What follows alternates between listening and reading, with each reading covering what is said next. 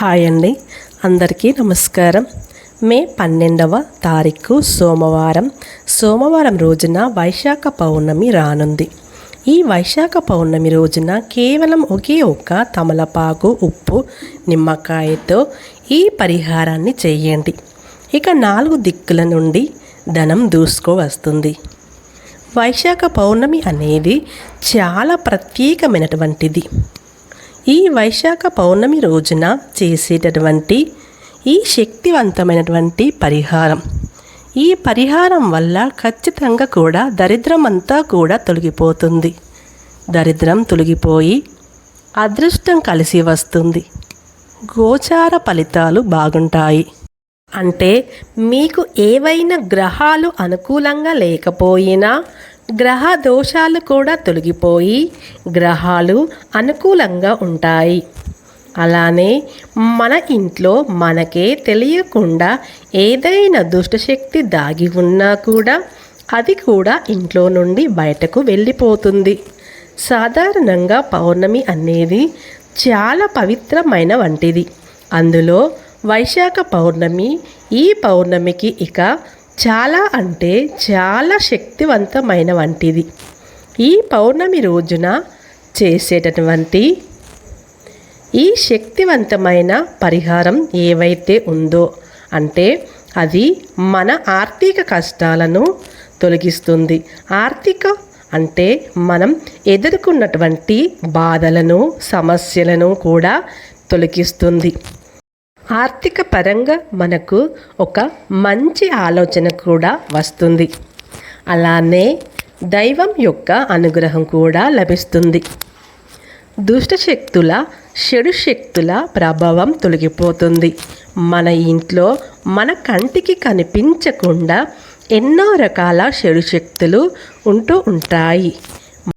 మన ఇంట్లో మన కంటికి కనిపించకుండా ఉండనటువంటి ఈ యొక్క దుష్టశక్తులు ఏవైతే ఉన్నాయో ఇక చెడు శక్తులు అన్నీ కూడా తొలగిపోతాయి. దరిద్ర బాధలు కూడా ఖచ్చితంగా తొలగిపోతాయి. మన చుట్టూ ఉండేటటువంటి అనేక రకాల సమస్యలు అయితే తొలగిపోతాయి. దరిద్రాల నుండి తప్పకుండా విముక్తిని పొందుతారు. ఘోరమైనటువంటి చెడు శక్తులు, దుష్టశక్తులు ఇవన్నీ కూడా తొలగిపోతాయి. ఇక వైశాఖ పౌర్ణమి అని చాలా ప్రత్యేకమైనటువంటి ఈ పౌర్ణమి రోజున రాత్రి సమయంలో లక్ష్మీదేవి భూలోక సంచారం చేస్తుంది. అలానే ఈ యొక్క అంటే వైశాఖ పౌర్ణమి రోజున అమ్మవారికి అత్యంత ప్రీతికరమైనటువంటి రోజుగా కూడా పరిగణించబడుతూ ఉంటుంది. అయితే ఈరోజు కొన్ని నియమాలను పాటించి అంటే వైశాఖ పౌర్ణమి రోజు కొన్ని నియమాలను పాటించి అమ్మవారిని ఆహ్వానించడానికి కొన్ని ప్రత్యేకమైన పరిహారాలను పాటిస్తే గనుక ఖచ్చితంగా ఆర్థిక సమస్యలు తొలగిపోతాయి. మన ఇంట్లో డబ్బుని రాకుండా ఆపేటటువంటి చెడు శక్తులు ఏవైతే ఉన్నాయో అవి కూడా తొలగిపోతాయి. డబ్బుకు సంబంధించినటువంటి ప్రతి సమస్య కూడా తొలగిపోతుంది. ఆర్థిక కష్టాలు, ఆర్థిక సమస్యలు, కుటుంబ సమస్యలు, దాంపత్య జీవితంలో కష్టాలు ఇవన్నీ కూడా తొలగిపోతాయి. ఇక లక్ష్మీదేవి అనుగ్రహం ఒకటి ఉంటే చాలు, మనకు అన్నీ ఉన్నట్లే. అంటే అమ్మవారి యొక్క అనుగ్రహం ఉంటే మనము ఏది చేసినా కలిసి వస్తుంది. కుటుంబ పరంగా ఉండే సమస్యలు తొలగిపోతాయి.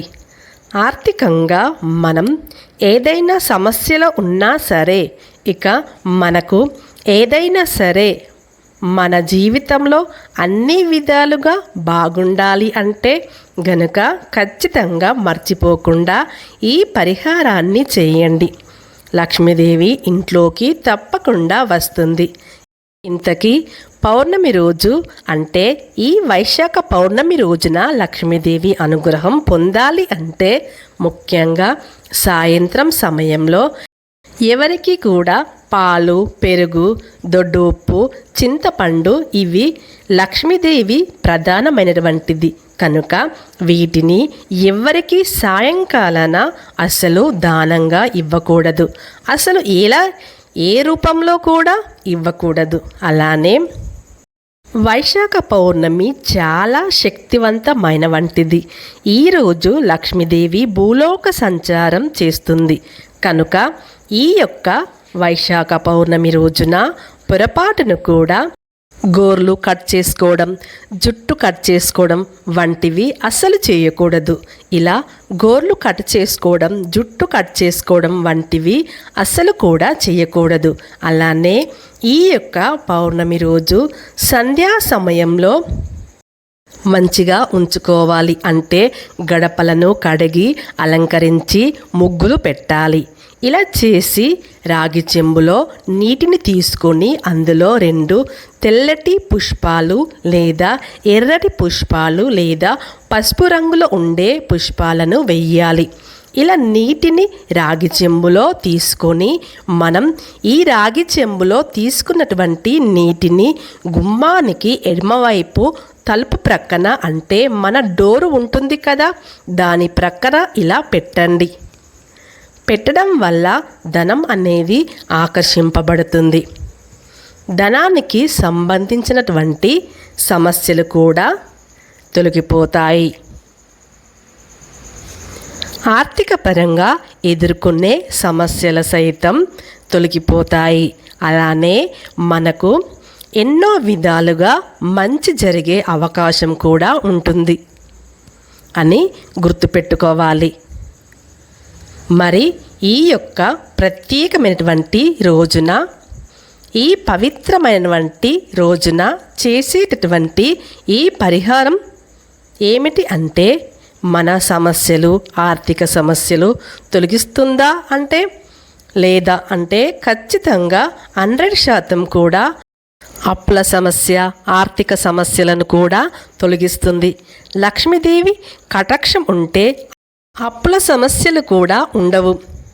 అలాంటి లక్ష్మీదేవి యొక్క అనుగ్రహం అనేది పొందితే ఇక మనకు కష్టాలు, దరిద్రాలు అనే మాటే ఉండదు. వీటి నుండి మనం పూర్తిగా బయటికి రావచ్చు. కష్టాలు, దరిద్రాలు తొలగిపోయి అష్ట ఐశ్వర్యాలు కలుగుతాయి అని కూడా చెప్పుకోవచ్చు. మరి ఇవన్నీ కూడా జరిగి మనం సంతోషంగా ఉండాలంటే ఖచ్చితంగా మర్చిపోకుండా ఒక వైశాఖ పౌర్ణమి రోజున తమలపాకు, ఉప్పు, నిమ్మకాయతో ఈ పరిహారం చేయండి. ఇక వైశాఖ పౌర్ణమి రోజున రాగి చెంబులో నీటిని పోసి గుమ్మానికి ఎడమవైపున పెట్టడం వల్ల లక్ష్మీదేవి ఇంట్లోకి వస్తుంది. అదేవిధంగా వైశాఖ పౌర్ణమి రోజున ఇంటి తలుపుల ద్వారాన్ని శుభ్రంగా ఉంచుకోవాలి. ఎందుకంటే లక్ష్మీదేవి ఇంట్లోకి వచ్చి తిష్ట వేసుకొని కూర్చోవాలి అంటే ప్రధాన ద్వారం, తలుపులు శుభ్రంగా ఉండాలి. అప్పుడే లక్ష్మీదేవి ఇంట్లోకి వచ్చి తిష్ట వేసుకొని కూర్చుంటుంది. ఇక లక్ష్మీదేవి యొక్క అనుగ్రహంతో డబ్బుకి లోటు అనేదే ఉండదు అని చెప్పుకోవచ్చు. ఇలా మనం ఎప్పుడైతే లక్ష్మీదేవి యొక్క అనుగ్రహాన్ని పొందుతామో అప్పుడే మన సంపద అనేది రెట్టింపు అవుతుంది అని చెప్పుకోవచ్చు. అంతేకాకుండా లక్ష్మీదేవి యొక్క అనుగ్రహం ఉంటే ఇక మనకి డబ్బుకి లోటు అనేదే ఉండదు. ఇక వైశాఖ పౌర్ణమి రోజున ఇంతకీ తమలపాకు, ఉప్పు, నిమ్మకాయతో ఏ పరిహారం ఏ సమయంలో చేయాలో ఇప్పుడు మనం తెలుసుకుందాం. ఈ పరిహారం వల్ల మూలన ఏ చెడు శక్తి దాగి ఉన్నా తొలగిపోతుంది.